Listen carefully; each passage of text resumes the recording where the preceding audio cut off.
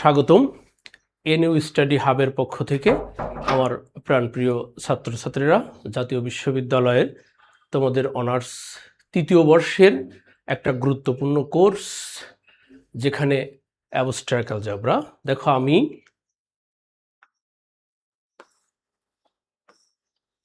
আমি অদ্বৈত কুমার দাস, সহকারী অধ্যাপক গণিত বিভাগ, রাজবাড়ী সরকারি কলেজ, রাজবাড়ী। আমি তোমাদের আজকে অ্যাবস্ট্রাক্ট অ্যালজেব্রা, যাকে বাংলায় বলে বিমূর্ত বীজগণিত, সেখান থেকে কিছু আলোচনা করব। চলো আমরা কথা না বাড়িয়ে আমরা ক্লাসে চলে যাই।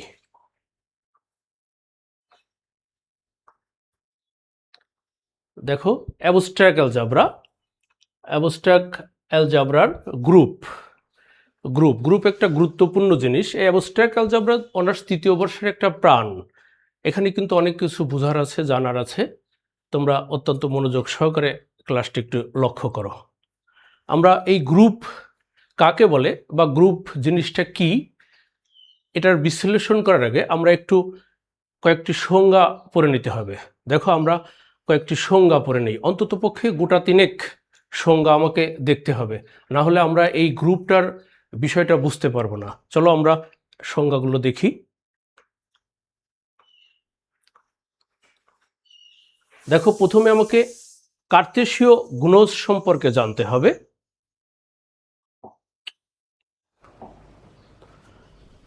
এই যে কার্তেশীয় গুণজ, দেখো কার্তেশীয় গুণজ তোমরা ইন্টারমিডিয়েটে পড়ছো বা অনার্স ফার্স্ট ইয়ারেও পড়ছো।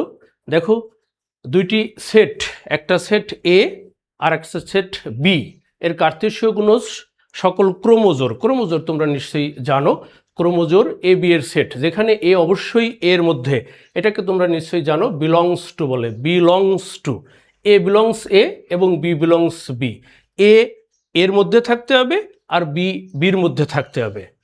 ইহাকে এ ক্রস বা প্রোডাক্ট বি দ্বারা প্রকাশ করা হয়। আমরা তাহলে একটা কার্তেশীয় গুণজের সংজ্ঞা শিখলাম। এবার আমরা সম্পর্কের সংজ্ঞা শিখব। রিলেশনটা কি? দেখো, এ আর বি দুটি সেট। এ সেটে থেকে বি সেটে একটি সম্পর্ক হলো এ সেট থেকে বি সেটের সম্পর্ক। আমরা যদি বি সেট থেকে এ সেটের সম্পর্ক লিখতে চাই তাও লিখতে পারি। আমরা আজকে এ সেট থেকে বি সেটের সংজ্ঞা শিখব। আমরা ন্যাচারালি যে জিনিসটা করে থাকি এ থেকে বি, বি থেকে এ কিন্তু আমরা খুব কম করি। আমরা দেখো, এ থেকে বি সেট সম্পর্ক হলো এ ক্রস বি এর উপসেট। তোমরা নিশ্চয়ই জানো উপসেট, একটা সেটের অনেকগুলো উপসেট হইতে পারে। আমরা সাধারণত যদি 3 উপাদান বিশিষ্ট হয় তাহলে 2 টু দি পাওয়ার 3 8টি উপসেট হতে পারে। আমরা নিশ্চয়ই জানি ইন্টারমিডিয়েট থেকে বা অনার্স ফার্স্ট ইয়ার থেকে, আর না জানলে আমরা পরে জেনে নেব। দেখো, ইহাকে আর দ্বারা প্রকাশ করা হয়, রিলেশনের আর দ্বারা প্রকাশ করা হয়। আমরা আরেকটি সংজ্ঞা শিখব।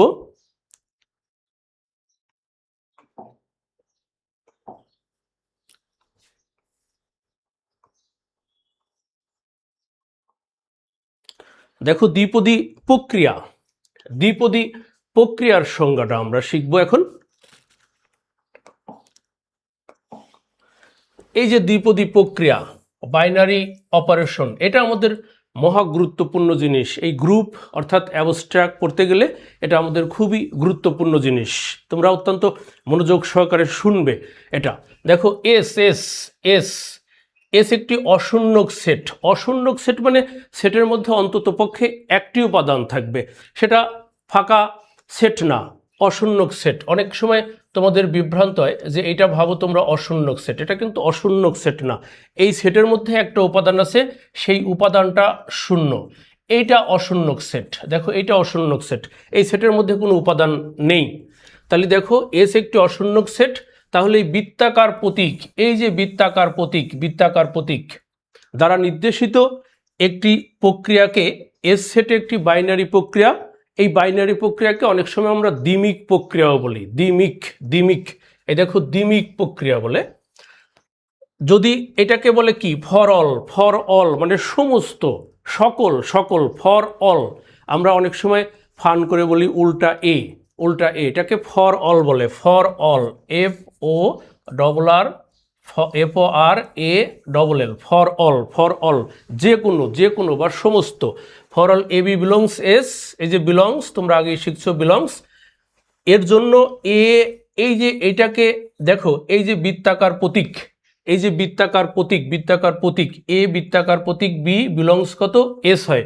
এই ঘটনা যদি ঘটে তাহলে আমরা এটাকে দ্বিপদী প্রক্রিয়া বা দ্বিমিক প্রক্রিয়া বলতে পারি। দ্বিপদী প্রক্রিয়া বা দ্বিমিক প্রক্রিয়া, এই দ্বিমিক প্রক্রিয়াটা তোমরা ভালো মতো বুঝে রাখো। এই দ্বিমিক প্রক্রিয়াটা কিন্তু অত্যন্ত গুরুত্বপূর্ণ জিনিস। দেখো আবার দেখো, মনে করি এস একটি অশূন্যক সেট, তাহলে বৃত্তাকার প্রতীক দ্বারা নির্দেশিত একটি প্রক্রিয়াকে এস সেটে একটি বাইনারি প্রক্রিয়া বা দ্বিমিক প্রক্রিয়া বলা হবে যদি ফর অল AB বিলংসেস এর জন্য এ বৃত্তাকার প্রতীক, আমরা বৃত্তাকার প্রতীকে এখন বলি, একটু পরে আমরা এর নামটা বলবো, বিলংস এস হয়।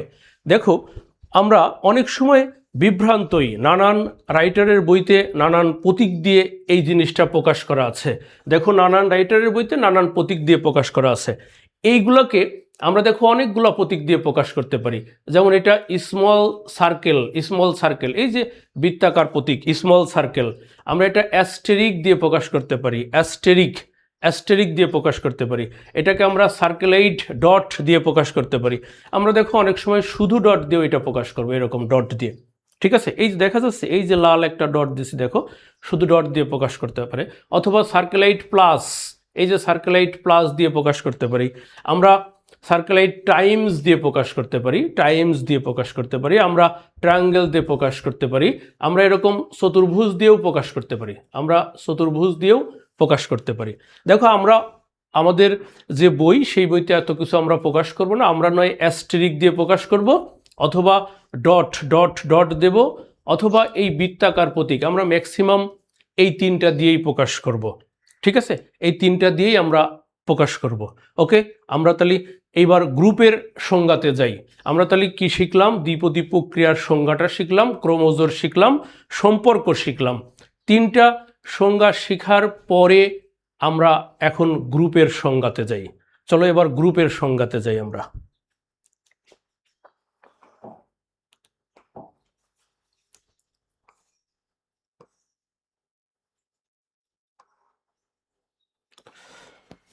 দেখো গ্রুপ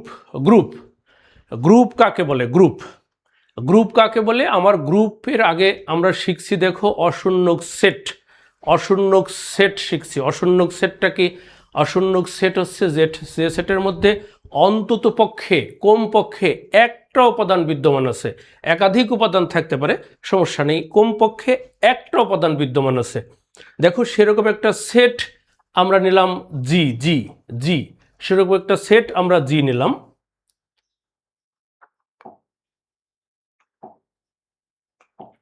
দেখো একটা অশূন্যক সেট নিছি আমরা জি একটা অশূন্যক সেট।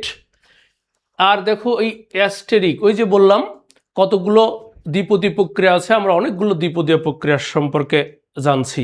অ্যাস্টেরিক জানছি, সার্কেল অর্থাৎ স্মল সার্কেল, ডট, তারপরে টাইমস, ট্রায়াঙ্গেল, তারপরে চতুর্ভুজ আমরা শিখছি। তা আমরা অত কিছু না, আমরা এখানে অ্যাস্টেরিক দিয়ে প্রকাশ করবো। অ্যাস্টেরিক একটি দ্বিপদী প্রক্রিয়া। এই যে দ্বিপদী প্রক্রিয়াটাকে আমি কিন্তু আগের স্লাইডেই বিস্তারিত আলোচনা করেছি।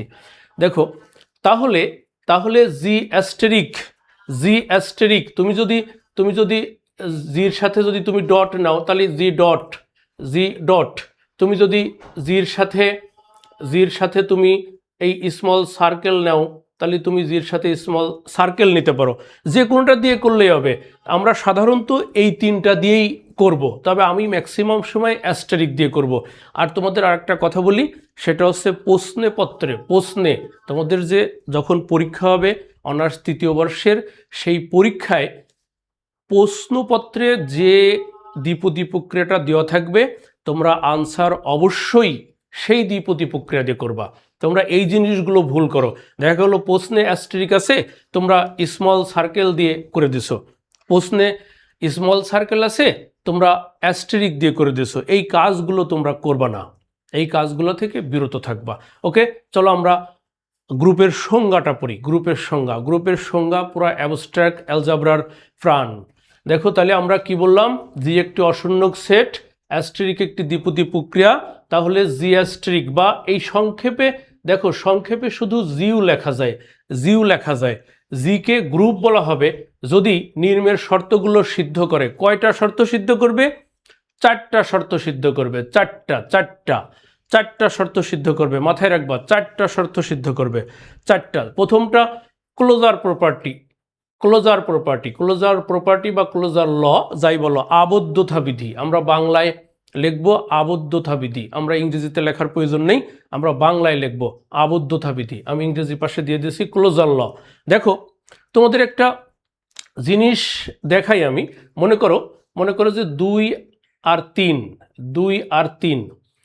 3 সেট অফ রিয়েল নম্বরের মধ্যে যদি থাকে, 2 আর 3 সেট অফ রিয়েল নম্বরের মধ্যে যদি থাকে, তাকে যদি যোগ করো 2 যোগ 3, সেটাও সেট অফ রিয়েল নম্বরের মধ্যে থাকবে।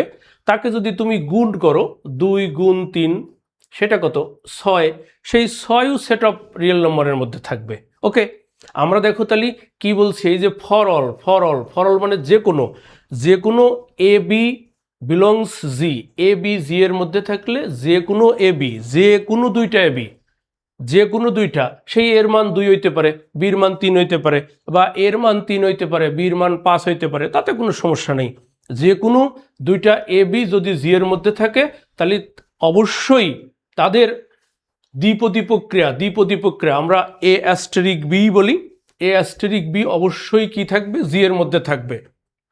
দেখো আমরা যদি একটা উদাহরণ দিই, 2 আর 3 কি সেট অফ রিয়েল নম্বরের মধ্যে আছে, তাহলে 2 আর 3 যদি আমরা যোগ করি, স্যার হঠাৎ করে যোগ আর গুণ কেন নিয়ে আসলেন? আমি একটু পরেই যোগ আর গুণ নিয়ে আলোচনা করব, আমি জাস্ট তোমাদের বোঝানোর স্বার্থে যোগ আর গুণ বললাম, ঠিক আছে? দেখো ওই দুটার এই অপারেশনটা যোগ হইতে পারে অ্যাস্টেরিকের মিনিং দেওয়া থাকবে, তোমাদের দেওয়া থাকবে। যখন ম্যাথ প্রবলেম যখন থাকবে, থিওরাম না থেকে যখন প্রবলেম থাকবে, তখন দেওয়া থাকবে এটা যোগ না এটা গুণ, তোমাদের দেওয়া থাকবে। তাহলে এটা যোগ হইতে পারে, এটা গুণ হইতে পারে। দেখো আমরা একটু পরেই দেখবো, আমরা আগে চারটা প্রপার্টি পড়ে নেই। তাহলে দেখো তাদের অ্যাস্টেরিক, এ আর বির অ্যাস্টেরিক অবশ্যই জি এর মধ্যে থাকবে। দেখো সংযোজন বিধি অ্যাসোসিয়েটিভ ল, এটা খুবই সহজ জিনিস, তোমরা নিশ্চয়ই জানো, ছোটকাল থেকেই তোমরা জেনে আসতেছো। এটা যে আসলে অ্যাসোসিয়েটিভ ল অর্থাৎ সংযোজন বিধি, তা হয়তো তোমরা জানো না।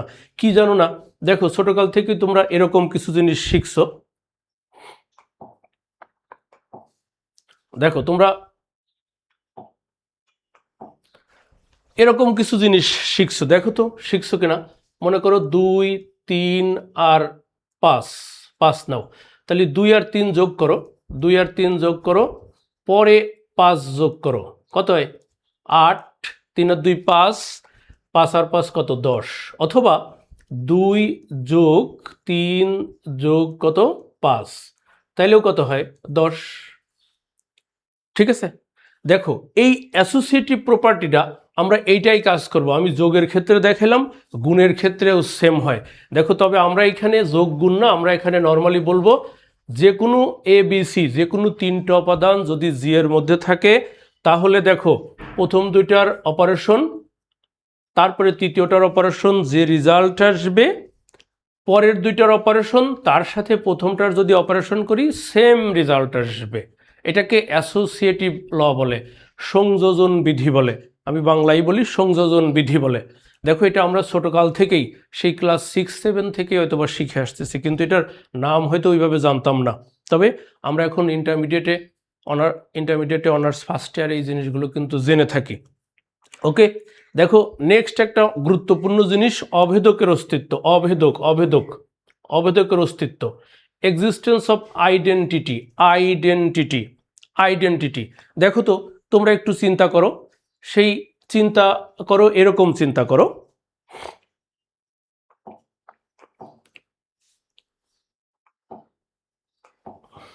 দেখো চিন্তা করো যে এমন একটা সংখ্যা আছে যার সাথে তুমি কোনো কিছু যোগ করলে সেই সংখ্যাটাই আসবে। দেখো 3, তারপরে 4, সেই সংখ্যাই আসবে, কিন্তু তারপরে 5,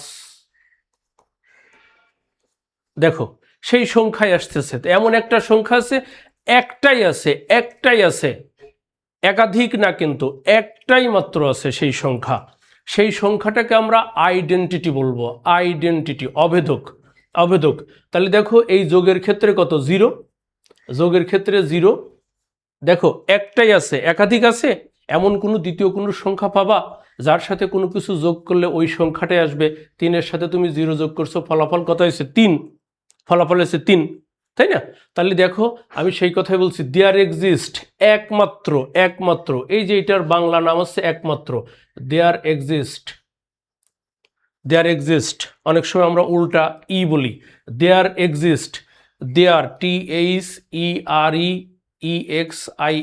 দেয়ার এক্সিস্ট, একমাত্র, ই বিলংস জি, যেন দেখো এ অপারেশন বা অ্যাস্টেরিক ই সমান ই অ্যাস্টেরিক বা ই অপারেশন এ, ফলাফল কত? এ হবে। তুমি যদি এর মান যদি 3 ধরো, দেখো এর মান যদি তুমি 3 ধরো, তাহলে 3-এর সাথে 0 যদি যোগ করো, যদি এই অপারেশনটা যদি তুমি মনে মনে যোগ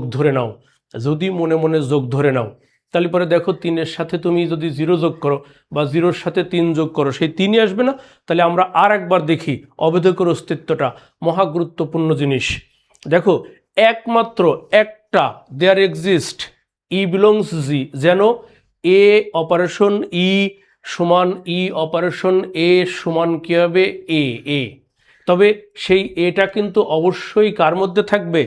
জি এর মধ্যে থাকতে হবে, জি এর বাইরে না, কিন্তু জি এর মধ্যে থাকতে হবে। আমি দেখো একটা উদাহরণ প্লেস করব, তখন তোমরা ক্লিয়ার হয়ে যাবে আরো। দেখো এরপরে দেখো বিপরীতের অস্তিত্ব বিধি। দেখো এই বিপরীতের অস্তিত্ব বিধি, দেখো এক্সিস্টেন্স অফ ইনভার্স ল। দেখো তো তোমরা এই যে এইখানে আমি যে জিনিসগুলো লিখছি, দেখো 3-এর সাথে তুমি এমন একটা উপাদান যোগ করো,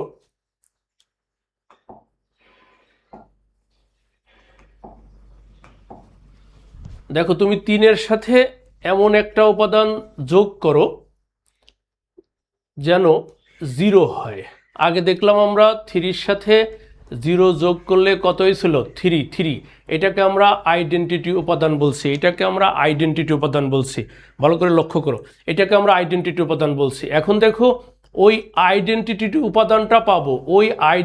উপাদানটা পাবো 3-এর সাথে কি যোগ করলে?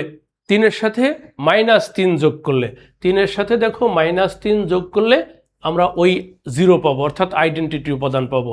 দেখো 4-এর সাথে যদি আমরা -4 যোগ করি, তাহলে দেখো ওই আইডেন্টিটি উপাদান পাবো। আগে দেখো 3-এর সাথে 0, 4-এর সাথে 0 যোগ করে 4 পাইছিলাম। দেখো প্রত্যেকটার জন্য আমরা একটা পাইছিলাম, প্রত্যেকটার জন্য একটা, যতগুলো ছিল আমাদের দেখো প্রত্যেকটার জন্য একটা 0 ছিল, একটা 0। কিন্তু এখন দেখো প্রত্যেকটার জন্য একটা করে, অর্থাৎ একটার জন্য একটা। এইখানে সবগুলো যতগুলো আমরা নিছি সবগুলোর জন্য একটা মাত্র 0। আর এইখানে দেখো এই 3-এর জন্য -3, 4-এর জন্য -4, একটার জন্য একটা। আমি আবার বলি, দেখো অভেদকের অস্তিত্ব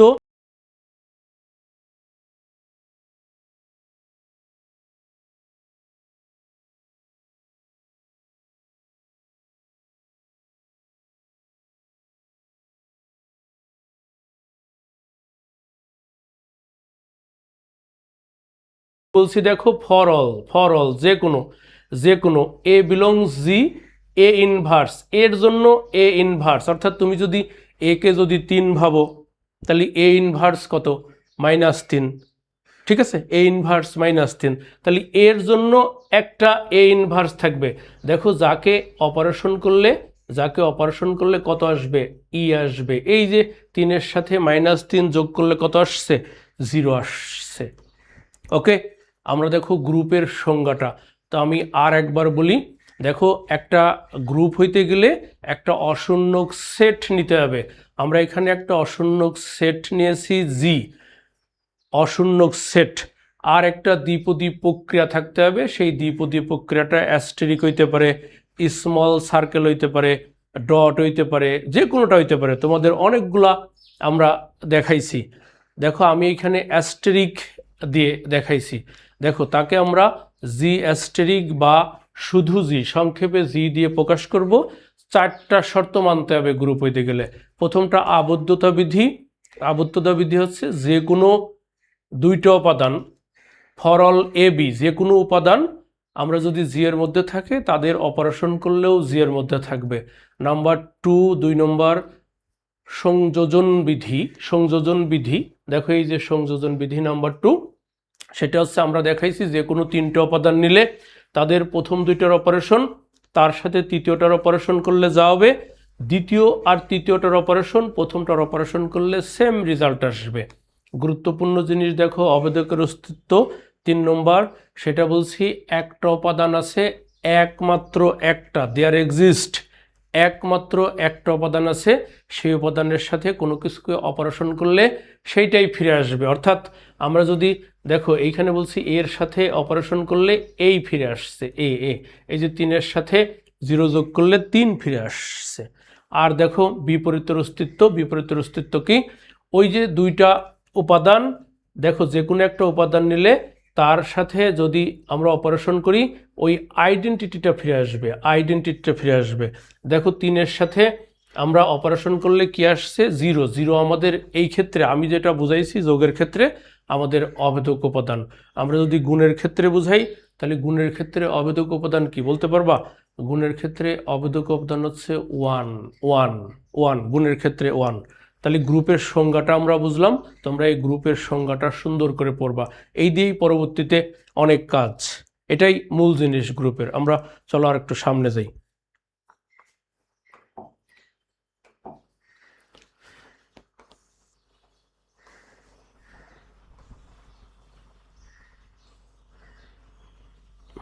দেখো এই যে আমি এখন দেখো আমি এই যোগের ক্ষেত্রে আর গুণের ক্ষেত্রে কি বলে দিয়েছে দেখো।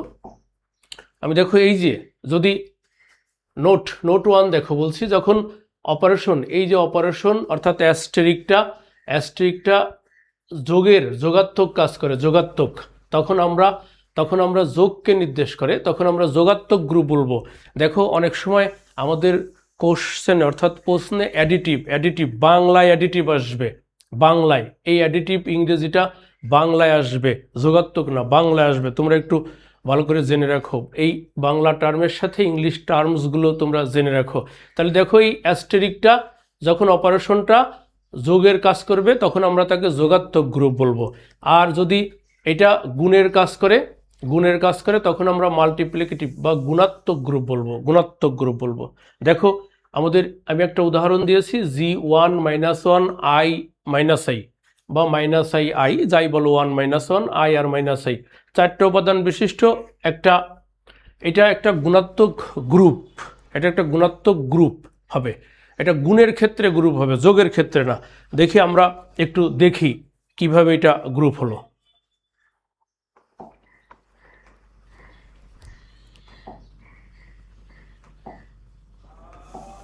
দেখো আমরা এটা কিভাবে গ্রুপ হলো, আমার এখানে প্রথমে একটা আইডেন্টিটি উপাদান খুঁজতে হবে।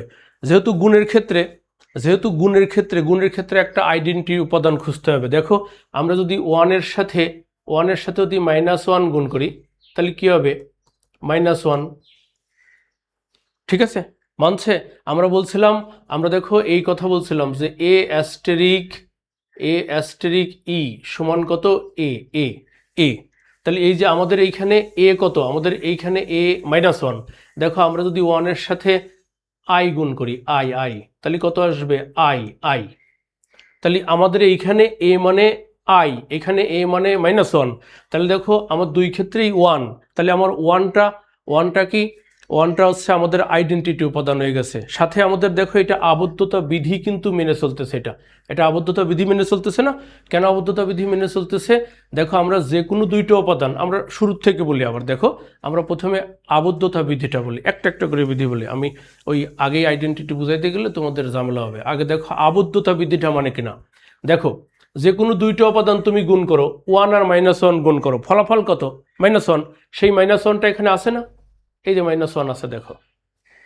তারপর তুমি 1 আর আই গুণ করছো, কত হয়েছে? আইটা আছে না? আছে। দেখো যে কোনো দুইটা উপাদান গুণ করতেছো, গুণ করার ফলে যে উপাদানটা আমরা পেলাম সেই উপাদানটাও দেখো এই গ্রুপের মধ্যেই আছে। তাহলে আমার নাম্বার ওয়ান যে আবদ্ধতা বিধি ছিল, অ্যাসোসিয়েটিভ প্রপার্টি, অ্যাসোসিয়েটিভ ল বা প্রপার্টি যাই বলো, সেটা মেনে চলছে। নাম্বার টু, আমার 2 নম্বর যেটা আমাদের দেখো সংযোজন বিধিটা মানে কিনা, আমরা দেখি সংযোজন বিধি মানে কিনা। এখানে আমরা তিনটা নেই, দেখো তিনটা নেই, একটা হচ্ছে 1 নিলাম, আর একটা -1 নিলাম, একটা আই নিলাম আই।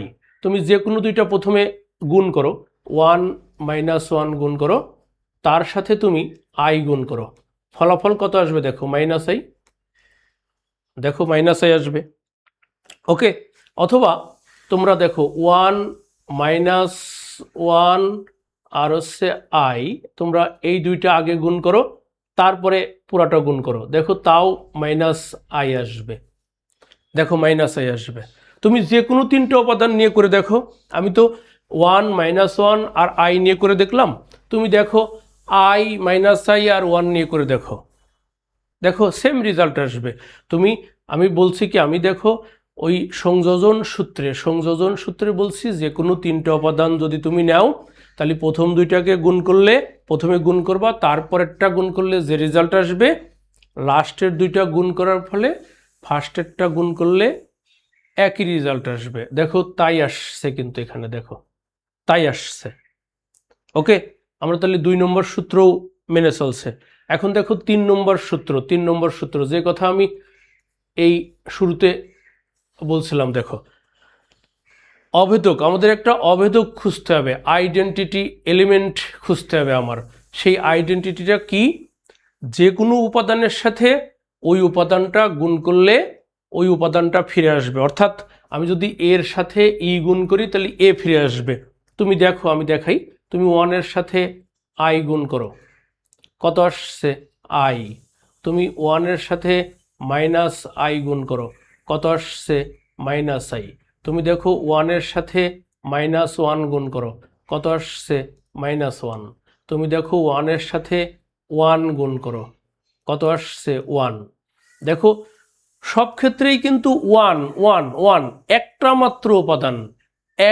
মাত্র উপাদান যার সাথে বাকিগুলাকে গুণ করলে ওই উপাদানটাই ফিরে আসে। অর্থাৎ 1 এর সাথে আই করলে আই ফিরে আসে, -1 এর সাথে -i করলে -i ফিরে আসে। তারপর দেখো 1 এর সাথে -1 গুণ করলে -1 ফিরে আসে, 1 এর সাথে 1 গুণ করলে 1 ফিরে আসে। তাহলে আমরা 1কে কি বলতে পারি? আইডেন্টিটি। 1কে আমরা আইডেন্টিটি বলতে পারি, অভেদক বলতে পারি। তাহলে 3 নম্বর সূত্রটা আমাদের স্যাটিসফাই করছে, 3 নম্বর সূত্রটা। এখন দেখো আমার 4 নম্বরটা, কি? 4 নম্বরটা আমার হচ্ছে এককের অস্তিত্ব বিধি। দেখো এককের অস্তিত্ব বিধিটা একটু ভালো করে দেখো, তোমরা একটু ভালো করে দেখো। সেটা হচ্ছে, দেখো আমি আচ্ছা একটু মুছে নেই দেখাই। দেখো এককের অস্তিত্ব বিধিটা দেখো, তোমরা যদি আই নাও, আই আমি কি বলছিলাম আগে তাই খেয়াল করে নিও। এ আমি ডটই দেই, এ ইনভার্স সমান কত 1 হবে। দেখো যে উপাদানটা নিবা সেই উপাদানটার বিপরীত উপাদান করলে যেন আইডেন্টিটি ফিরে আসে। আমরা এখানে দেখছি 1টা আইডেন্টিটি, 1টাকে ফিরে আসতে হবে। দেখো আমার 1টাকে ফিরে আসতে হবে। চলো আমরা একটা আই নেই, আই নিলাম আই, তাহলে তার বিপরীত উপাদান কত? 1/i। তাহলে দেখো i 1/i মানে তোমরা জানো নাকি -i, 1/i সমান -i, জানো নিশ্চয়ই, নাহলে আমি দেখাই দেই। দেখো 1/i, উপরে একটা i গুণ করলাম, নিচে একটা i গুণ করলাম, তাহলে নিচে i² এলো, তাহলে দেখো ফলাফল কত -i। ঠিক আছে, তাহলে দেখো i এর সাথে 1/i যদি গুণ করি তাহলে i ইন্টু -i, তাহলে কত হবে মাইনাস সমান, এটা সমান -i², আর i² মানে হচ্ছে -1। দেখো ফলাফল কত +1, দেখো ফলাফল +1। তাহলে +1টা আমাদের আইডেন্টিটি ছিল না? আমাদের কথা ছিল যে এর সাথে যে কোনো একটা উপাদানের অপারেশন করলে আইডেন্টিটি উপাদান ফিরে আসবে বিপরীতের অস্তিত্ব বিধিতে, একটার জন্য একটা। তাহলে দেখো i এর জন্য কত 1/i বা i ইনভার্স, আমরা আরেকটা দেখব, আরেকটা দেখি, চলো কি দেখব আমরা, মাইনাস আই দেখি। দেখো মাইনাস আই, দেখো তাহলে মাইনাস আই এর সাথে যদি তুমি 1/-i গুণ করো তাহলে কি আসবে, দেখো মাইনাস আই আর 1/i মানে মাইনাস আই, তাহলে মাইনাস আর মাইনাসে কি হয়ে যাবে, প্লাস আই।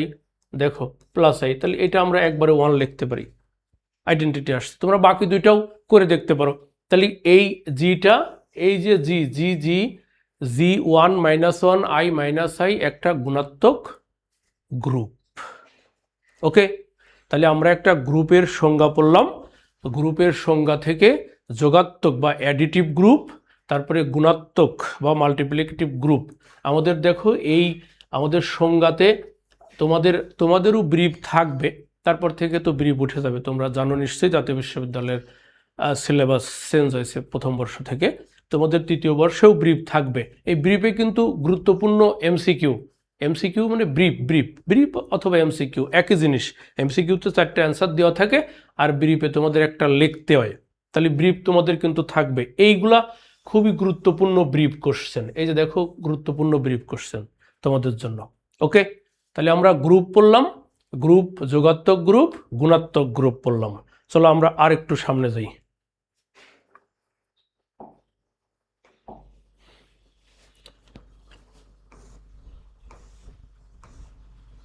দেখো আমি এখানে একটা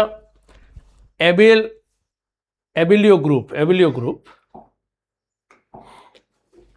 এই যে অ্যাবেলিও, ইংরেজিতে অ্যাবেলিয়ান অনেক সময় এই গ্রুপটাকে আমরা বিনিময়ী গ্রুপ বলবো, বিনিময়ী, অ্যাবেলিও বা বিনিময়ী, দুইটা নাম, অ্যাবেলিও বা বিনিময়ী। আমরা গ্রুপের সময় কয়টা শর্ত মেনে চলছে, সিদ্ধ হয়েছে? চারটা। দেখো গ্রুপে সময় 4টা শর্ত সিদ্ধ হয়েছে।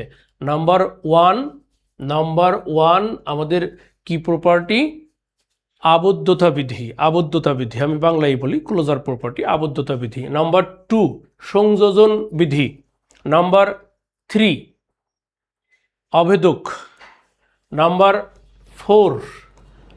4 তাই না, বিপরীতের অস্তিত্ব বিধি। 4টা শর্ত মেনে চলছে একটা যদি গ্রুপ হয়, গ্রুপ। দেখো এর সাথে যদি আর একটা শর্ত মেনে চলে, এই যে জি একটা অশূন্যক সেট, সেই সেটটা 4টা শর্ত মেনে চলছে, 4টা শর্তের সাথে যদি আমাদের আর একটা শর্ত মেনে চলে, আর একটা শর্ত, অর্থাৎ মোট কয়টা শর্ত এখন হবে, 5টা শর্ত মেনে চলে, তাহলে আমরা তাকে অ্যাবেলিয়ান গ্রুপ বলবো। তবে ওই পঞ্চম শর্তটার যে কোনো শর্ত হইলে তো হবে না, পঞ্চম শর্তটা আমরা দেখি।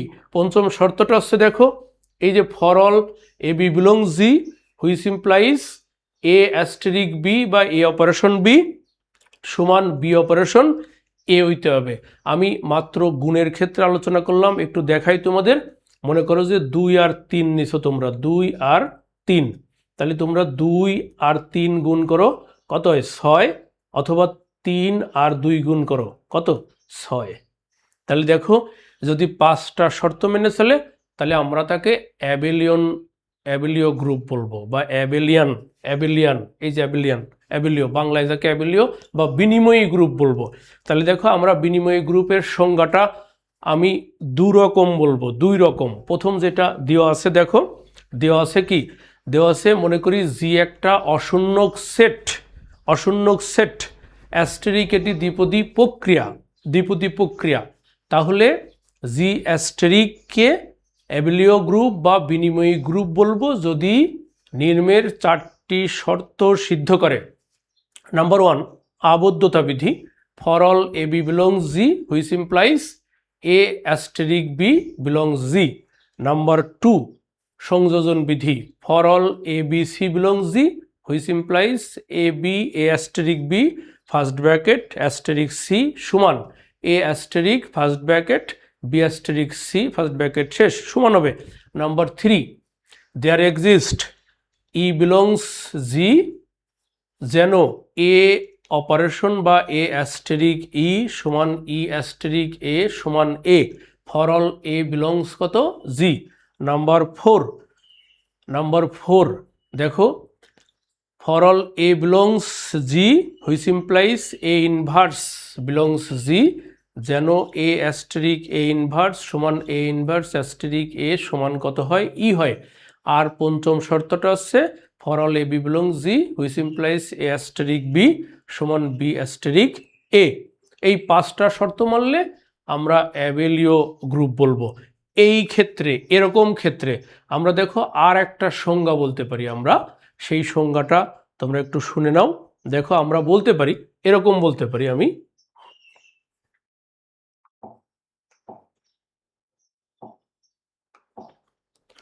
দেখো আমি বলতে পারি যে জি একটি গ্রুপ, জি জি এখন তুমি অ্যাস্টেরিক দাও, অ্যাস্টেরিক যদি দাও, এটা একটা গ্রুপ, গ্রুপ এটা নিজেই গ্রুপ। আমরা আগে বলছি কি জি একটা অশূন্যক সেট, সেট, আর আমরা কিন্তু এখন বলতেছি জি অ্যাস্টেরিক একটা গ্রুপ। তুমি কি বলবা, সেট বলবা না গ্রুপ বলবা? তুমি যদি সেট বলো, অশূন্যক সেট বলো, তাহলে পাঁচটা শর্ত সিদ্ধ করতে হবে। আর এটা গ্রুপ, যখনই গ্রুপ বলবা তখন দেখো চারটা শর্ত কিন্তু সে সিদ্ধ করে আছে।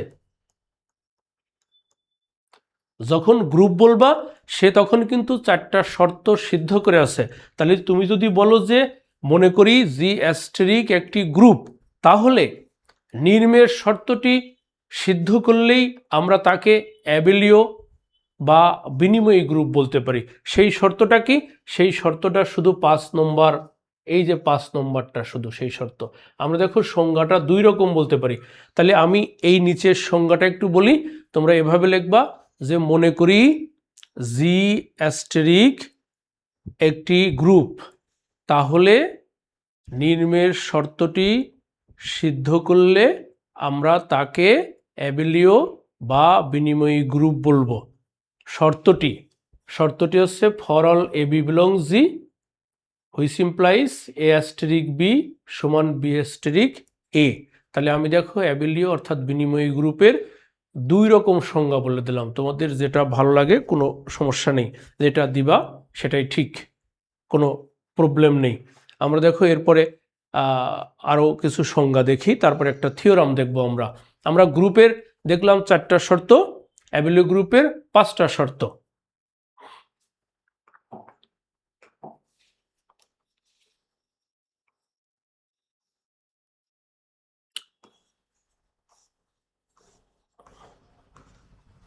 দেখো আমরা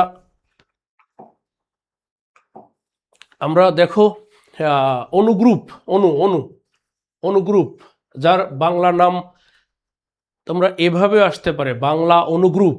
গ্রুপোইড হচ্ছে ইংরেজি নাম, গ্রুপোইড বাংলায় আসতে পারে। তোমরা এই জিনিসগুলো মাথায় রাখতে হবে। দেখো গ্রুপোইড কাকে বলবো? গ্রুপোইড বলবো প্রথম একটা শর্ত, অর্থাৎ এই যে যদি আমাদের গ্রুপ হইতে গেলে চারটা শর্ত পালন করবে না, গ্রুপ হইতে গেলে চারটা শর্ত পালন করবে। তার মধ্যে প্রথম শর্তটা কি? আবদ্ধতা বিধি। শুধু আবদ্ধতা বিধি যদি মেনে চলে তাহলে তাকে আমরা গ্রুপোইড বলবো, অনুগ্রুপ বলবো, অনুগ্রুপ বলবো। এক্ষেত্রে কিন্তু আর দুই রকম সংজ্ঞা লিখতে পারবে না, এক্ষেত্রে একরকমই সংজ্ঞা লিখতে হবে। যে একটি অশূন্যক সেট শুধু একটা শর্ত পালন করলে আমরা তাকে অনুগ্রুপ বলবো, অনুগ্রুপ।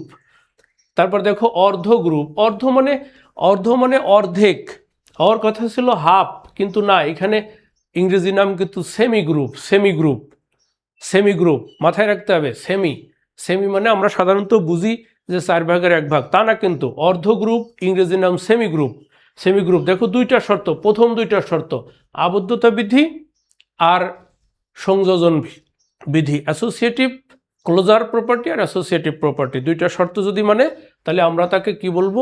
অর্ধ গ্রুপ, অর্ধ গ্রুপ। ওকে, নেক্সট দেখো আমরা অবগ্রুপ।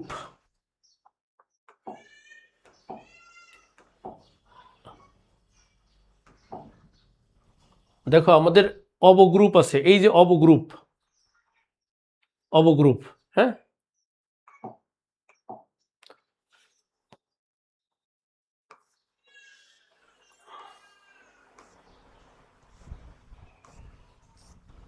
দেখো অবগ্রুপ, দেখো অবগ্রুপটা, দেখো অবগ্রুপ, অবগ্রুপ হচ্ছে আমাদের তিনটা শর্ত পালন করতে হবে। দেখো প্রথম তিনটা শর্ত, ওই যে গ্রুপ, আমি কেন বললাম যে গ্রুপটা কিন্তু অত্যন্ত গুরুত্বপূর্ণ জিনিস আমাদের। দেখো এই যে গ্রুপ হইতে গেলে কিন্তু আমাদের 4টা শর্ত যে মানতে হয়েছে। এখন দেখো আমাদের অনুগ্রুপ হইলে 1টা, অর্ধগ্রুপ হইলে 2টা, অবগ্রুপ হইলে কয়টা শর্ত মানবে? 3টা। দেখো অবগ্রুপ হইলে আমাদের এই যে 3টা শর্ত পালন করতে হয়েছে, এই যে 3টা শর্ত, দেখো এই যে 3টা শর্ত পালন করছে অবগ্রুপ হইলে। ওকে, আমরা দেখো নেক্সট লুপ হইতে গেলে, দেখো লুপ হইতে গেলে কিন্তু আবার পরাপর কোনো শর্ত মানে নেই। লুপ হইতে গেলে 1 নং শর্ত আর 3 নং শর্ত, অর্থাৎ ক্লোজার প্রপার্টি আর আইডেন্টিটি, এক্সিস্টেন্স অফ আইডেন্টিটি, অভেদকের অস্তিত্ব, এই দুইটা শর্ত মানছে। তবে আমাদের যে গ্রুপের যে 4টা শর্ত দেখছি তার 1 নম্বর আর 3 নম্বর এই 2টা শর্ত মানছে। তাহলে দেখো লুপ হইতে গেলে আমাদের এই যে ক্লোজার প্রপার্টি আর এই যে এক্সিস্টেন্স অফ আইডেন্টিটি 2টা শর্ত মানছে লুপ হইতে গেলে। ঠিক আছে, দেখো আমরা অসীম গ্রুপ আর সসীম গ্রুপ, আমি এখানে লিখিনি, আমি মুখে একটু বলি। অসীম গ্রুপ আর সসীম গ্রুপ, যে গ্রুপের উপাদান সংখ্যা সসীম, মনে করো এই যে আমরা যে গ্রুপটা নিয়ে আলোচনা করলাম, আমরা একটা 1 তারপরে কত -1 i, তারপরে -i নিয়ে আলোচনা করলাম না, -i নিয়ে আলোচনা করলাম। ঠিক আছে, দেখো এইটা একটা গ্রুপ, এই গ্রুপটা আমাদের সসীম গ্রুপ, নির্দিষ্ট সংখ্যক উপাদান আছে। আর যদি সেট অফ রিয়েল নম্বর, মনে করো সেট অফ রিয়েল নম্বর যোগের ক্ষেত্রে যদি একটা গ্রুপ হয়, তাহলে এটাকে আমরা অসীম গ্রুপ বলবো। অসীম গ্রুপ যার উপাদান সংখ্যা নির্দিষ্ট না, অনির্দিষ্ট, তাকে অসীম গ্রুপ বলবো। আর এটাকে আমরা সসীম গ্রুপ বলবো যার উপাদান সংখ্যা নির্দিষ্ট। ওকে,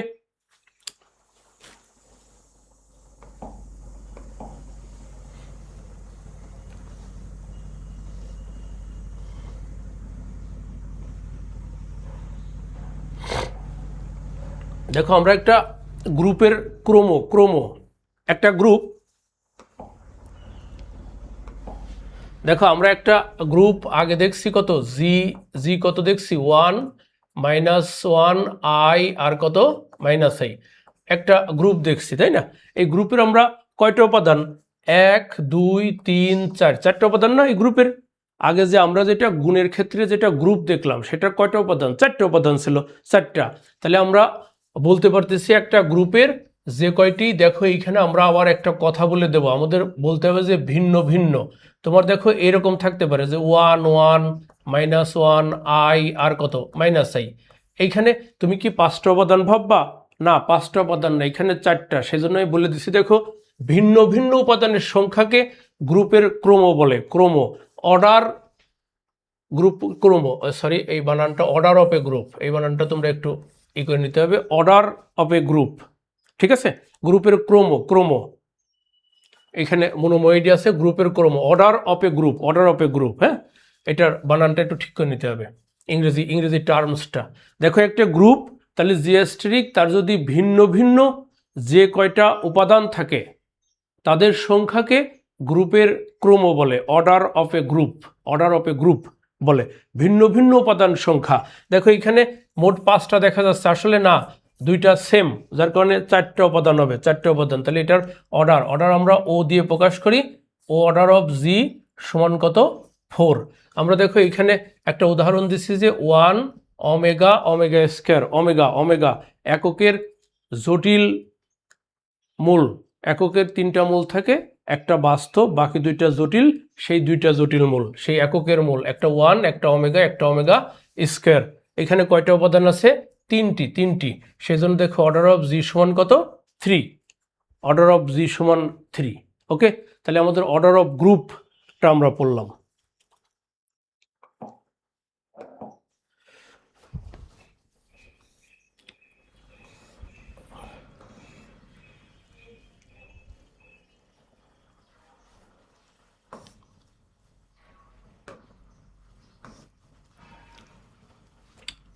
দেখো আমরা একটা থিওরাম দেখব,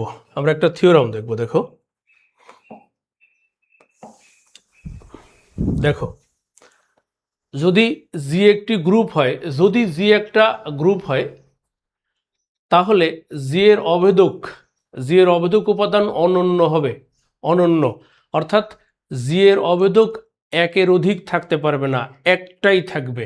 জি এর অবেদক উপাদান একটাই থাকবে, একের অধিক থাকতে পারবে না। দেখো এইটা আমাদের গুরুত্বপূর্ণ জিনিস। দেখো 24-23 সালেও আসছে, আমাদের 23 সালেও আসছে, 20 সালেও আসছে, আরও আসবে। নর্মালি তো আমরা দেখি 1 বছর পর পরই আসে, তাই তো? যাক, সেদিকে না যাই। দেখো তাহলে জি একটা গ্রুপ, সেই গ্রুপের যদি অবেদক উপাদান থাকে সেই উপাদানটা অবশ্যই কী হবে? অনন্য হবে। অবেদক উপাদান ছাড়া কি আর গ্রুপ হইতে পারবে? অবেদক উপাদান তো থাকবেই, তবে সেই অবেদকটা একের অধিক থাকতে পারবে না। ঠিক আছে, একের অধিক থাকতে পারবে না। দেখো মনে করি জি একটি অবেদক উপাদান, জি এর অবেদক উপাদান একটা কত? ই। ই জি একটা গ্রুপ, এই যে জি একটা গ্রুপ বলেই দিয়েছে, ওরা প্রশ্নেই বলে দিয়েছে জি একটা গ্রুপ, তার অবেদক একটা উপাদান কত? ই। ই যদি সম্ভব হয়, এই এরকম কথাটা একটু এরকম লিখলে পরে সুন্দর শোনা যায়। যদি সম্ভব হয়, যদি সম্ভব হয়, তবে মনে করি বা ধরি জি এর আর একটি অবেদক উপাদান এফ। এফ এফ এফ যদি সম্ভব হয়, যদি সম্ভব হয়, তাহলে আর একটি অবেদক উপাদান আমরা কি ধরে নিলাম? এফ। আমাদের যেহেতু জি একটা গ্রুপ, তার তো একটা অবেদক উপাদান থাকবেই, সেই অবেদক উপাদানটা কত? ই। যদি সম্ভব হয় তাহলে আর একটা অবেদক উপাদান কত? আমরা এফ ধরলাম, এফ। এফ দেখো এখন দেখো আমরা আমরা আগেই শিখছি, দেখো সংজ্ঞা থেকে, গ্রুপের সংজ্ঞা থেকে এ অ্যাস্টেরিক ই সমান কত? এ। এ দেখো এ অ্যাস্টেরিক ই সমান কত? এ। যেটা অবেদক উপাদান থাকবে, যেই উপাদানটা অবেদক হবে, তার অস্তিত্ব কিন্তু বিলীন হয়ে যাবে। দেখো এ ই আমাদের এইখানে অবেদক উপাদান ই, তাহলে ই কিন্তু আর ফাইনালি নেই, ফাইনালি কিন্তু নেই, আমরা আগেও দেখছি সংজ্ঞাতে। তাহলে দেখো আমার এইটাও একটা অবেদক উপাদান, এইটাও একটা অবেদক উপাদান। আমরা যে কোনো একটাকে অবেদক উপাদান ধরে একটা অপারেশন করব। আমরা ভেবে নিলাম যে ই অবেদক উপাদান ই, তাহলে দেখো এফ এর সাথে যদি ই গুণ করি তাহলে কি থাকবে? এফ থাকবে। কারণ এই যে এইখানে দেখলাম, আমরা এইখানে দেখছি, এখানে দেখছি, এর সাথে ই অপারেশন করলে এ থাকে, তাহলে যেহেতু ইটা অবেদক উপাদান ধরছি, তাহলে এফ এর সাথে অপারেশন করলে কি থাকবে? এফ থাকবে, এফ থাকবে। তেমনি ইর সাথে এফ অপারেশন করলেও কি থাকবে? এফ থাকবে। এটাকে আমরা 1 নং সমীকরণ দিলাম। ঠিক আছে, এখন দেখো যদি এফ অবেদক হয়, আমরা তো আরেকটা বলছি যে যদি সম্ভব হয় এফ আর একটা অবেদক উপাদান, তাহলে দেখো এফ আর একটা অবেদক উপাদান ধরছি আমরা, তাহলে এফ যদি আর একটা অবেদক উপাদান হয়, তখন দেখো এই ইর জায়গায় আমরা যদি এফ বসাই, দেখো এ অ্যাস্টেরিক যদি এফ বসাই, তাও কিন্তু এ হবে, এ হবে। তাহলে দেখো এই এই দ্বিতীয় ক্ষেত্রে কি অবেদক উপাদান? এফ। এফ তাহলে এফ এর সাথে ই অপারেশন করলে কি আসবে? ই আসবে, ই। বা ইর সাথে এফ অপারেশন করলে কি আসবে? ই। কেন? এখানে এফটা অবেদক উপাদান, এইখানে এফ অবেদক উপাদান ধরছি দ্বিতীয় ক্ষেত্রে। দেখো এফ এফ অবেদক উপাদান ধরছি। তোমরা, আমি কিন্তু একই কথা বারবার রিপিট করতেছি, বারবার বলতেছি, কারণ তোমাদের মাথায় থাকে যে স্যার ই তো অবেদক উপাদান, তাহলে আবার এফ কেন আসলেন? আমি সেই জন্য বলে নিছি যদি সম্ভব হয়, যদি সম্ভব হয় এফ আর একটা অবেদক উপাদান ধরে নিলাম, তাহলে দেখো আমরা প্রথম ক্ষেত্রে ইটা অবেদক উপাদান রাখছি, সেই জন্য রেজাল্ট আসছে এফ। দ্বিতীয় ক্ষেত্রে এফটা অবেদক উপাদান রাখছি, সেই জন্য রেজাল্ট আসছে কত? ই। ই। ই।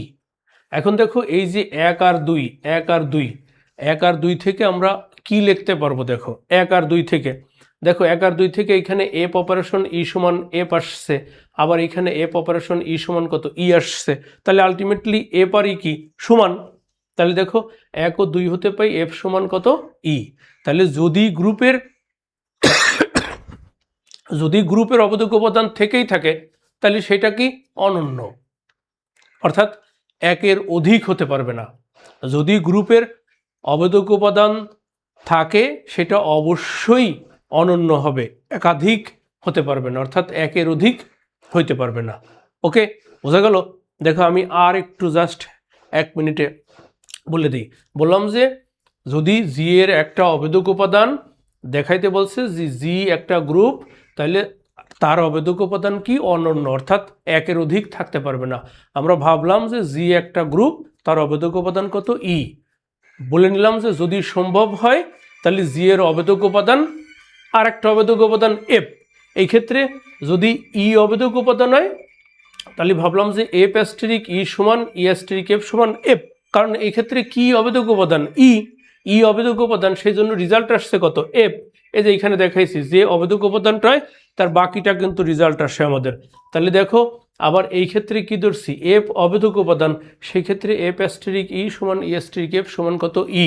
তাহলে আমরা এই ক্ষেত্রে দেখো এফ অপারেশন ই আর এফ অপারেশন ই দুইটা একটা মান ই এফ আর একটা মান কত ই।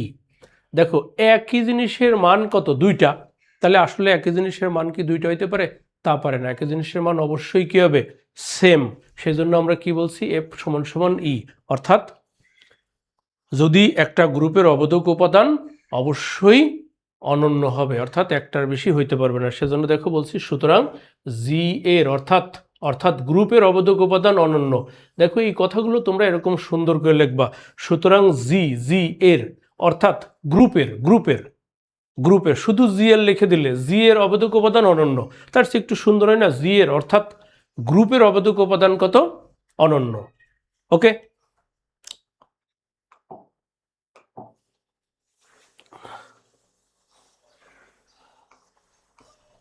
দেখো সবাইকে ধন্যবাদ। দেখা হবে এনইউ স্টাডি হাবের পক্ষ থেকে, তোমাদের আবারও ধন্যবাদ। দেখা হবে পরবর্তী সেশনে।